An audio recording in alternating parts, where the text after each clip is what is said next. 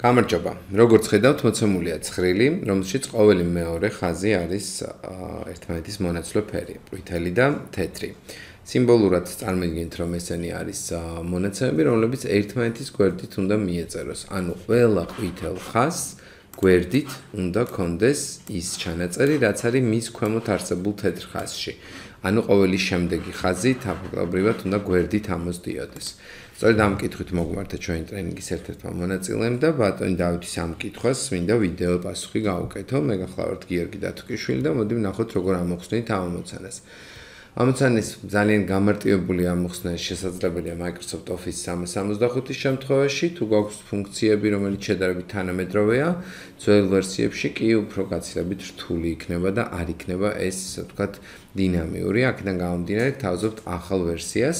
პირველ რიგში ვიყენებთ ფუნქციას row, რომელიც გახლავთ უბრალოდ რიგითი ნომერი, კონკრეტული სტრიქონის, რომელშიც ის ვრცელდება და როგორც ხედავთ, ყოველი მომდევნო თავისთავად ერთით იზრდება.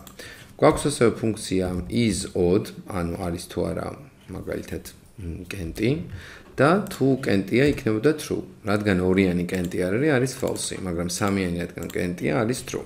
ეს იგი შესაბამისად გამოდის, რომ ჩვენ გვჭირდება, რომ მივიღოთ ყველა false ცხრილი და ანუ აი ასეთ დროს უკვე შეგვიძლია მაგალითად ჩავრთოთ ეს და ვუთხრათ, რომ აი აქ დატოვე false.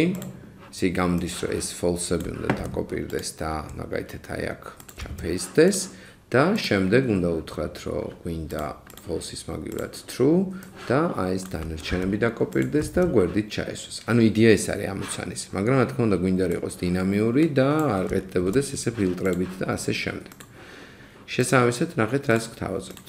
ტოლია filter ფუნქცია, სადაც ვეუბნებით აი ჩვენი ცხრილი, რომელიც უნდა გაიფილტროს, სადაც აი ამ სვეტში პასუხი არის ტოლი ჯერ false-ის. და enter. შესაბამისად დააკვირდით ამოიღო ყველა ის მონაცემი, რომელიც არის false-ის ტოლი. რომ შეადმოწმოთ 82, 27, 37, 82, 27, 37. რა თქმა უნდა 0,6 ბოლოში. ხოლო თუ ფორმულას იგივეს გადმოაკოპირებთ, უბრალოდ copy paste-ით გადმოიტანთ აქეთ ამ მხარეს და აი აქაც ტოლია false-ის მაგივრად უკვე იქნება true.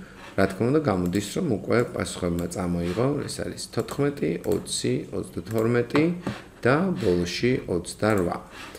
შესაბამისად მივიღეთ ცხრილი, რომელიც გვინდოდა თავდაპირველად. ეს იყო კითხვა, როგორც გითხარით, ჩვენი ტრენინგის მონაწილემ იკითხა.